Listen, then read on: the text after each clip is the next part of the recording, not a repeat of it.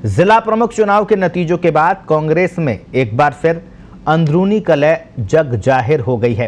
पूर्ण बहुमत होने के बावजूद हार का ठीकरा एक दूसरे पर फोड़ने का सिलसिला भी शुरू हो गया है। यही कारण है कि गांव की लड़ाई अब राजधानी जयपुर तक पहुंच गई है। आखिर कैसे, देखिए इस खास रिपोर्ट में।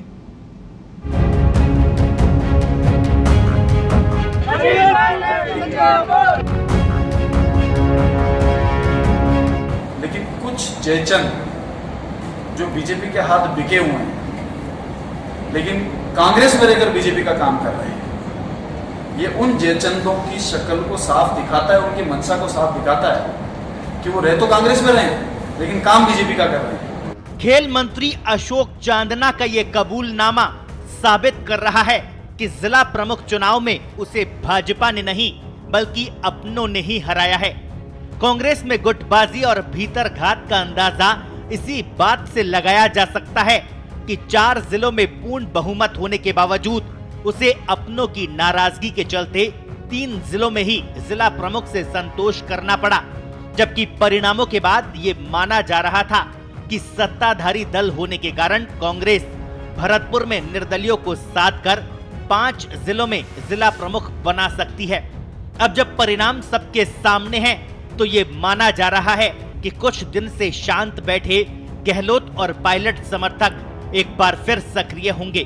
खेल मंत्री अशोक चांदना ने पार्टी के जयचंदों पर कार्रवाई की मांग कर इसकी शुरुआत भी कर दी है।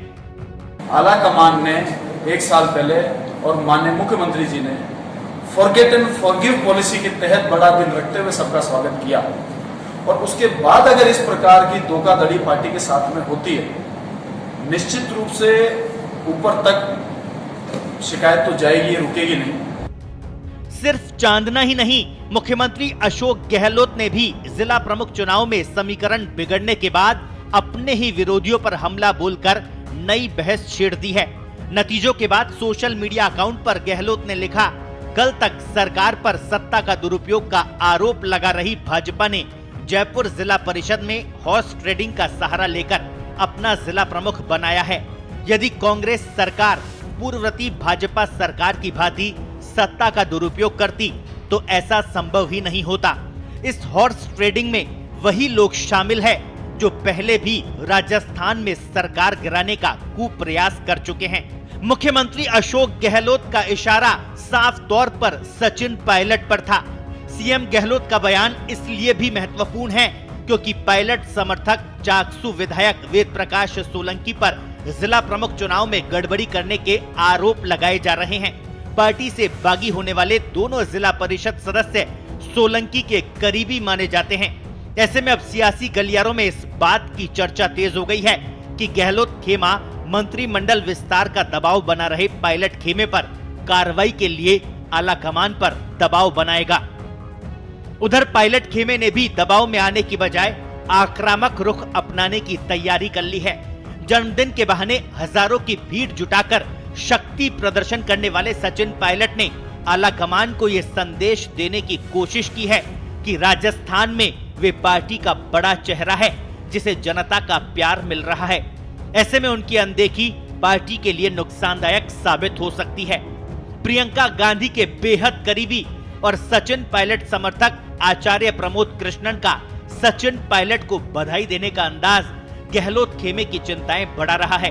कृष्णन ने अपने सोशल मीडिया अकाउंट पर लिखा, आज मंगलवार है, जन्मदिन की बहार है, परिवर्तन की बयार है, उपहार तैयार है, शुभ घड़ी का इंतजार है। अब सवाल ये कि प्रमोद कृष्णन किस परिवर्तन की तरफ इशारा कर रहे हैं? क्या राजस्थान में भी आलाकमान परिवर्तन की तैयारी कर रहा है? खैर, गहलोत समर्थक चांदना सामने आए तो पायलट समर्थक विधायक इंद्राज गुर्जर ने बचाव करने की बजाय चांदना पर ही सवाल उठा दिए। अगर आप जयचंदों की बात कर रहे हैं तो आप पहले जैसलमेर की बात करें। अशोक चांदना जी को जवाब देना चाहिए कि जैसलमेर में बहुमत होने के बाद भी हमारा जिला प्रमुख क्यों नहीं बना और किसने नहीं बनने दिया। पहले तो इसकी बात करें। सीकर में कौन है बता सकते हैं। बहरहाल पंचायत चुनाव के नतीजे भाजपा और प्रदेशाध्यक्ष सतीश पूनिया के लिए बूस्टर डोज का काम करेंगे, मगर कांग्रेस के लिए ये परिणाम किसी सबक से कम नहीं है।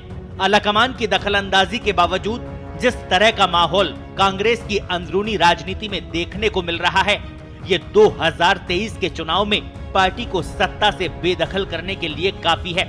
ऐसे में अब ये देखना होगा कि गहलोत पायलट के बीच छिड़ी वर्चस्व की जंग किस कुर्सी पर जाकर थमती है, और देखना यह भी दिलचस्प होगा कि कांग्रेस का शीर्ष नेतृत्व डैमेज कंट्रोल के लिए क्या तरीका अख्तियार करता है। पत्रिका टीवी के लिए जयपुर से दर्श शर्मा की रिपोर्ट।